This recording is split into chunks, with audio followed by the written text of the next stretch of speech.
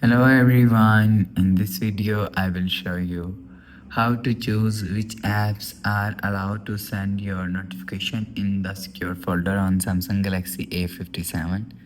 Let's start the video. First of all, go to app library. Here click on settings app. Now in setting, scroll down and click on security and privacy.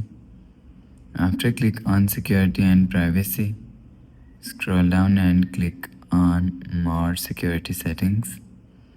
After click on more security settings, click on secure folder. After click on secure folder, so you will see. After click on secure folder and click on notifications and click on app notification, so you will see if you want to choose which apps to allow to send your notifications. So if you want to select, so turn on this button. After turn on this button, you will see app notification is showing on your secure folder. After select app,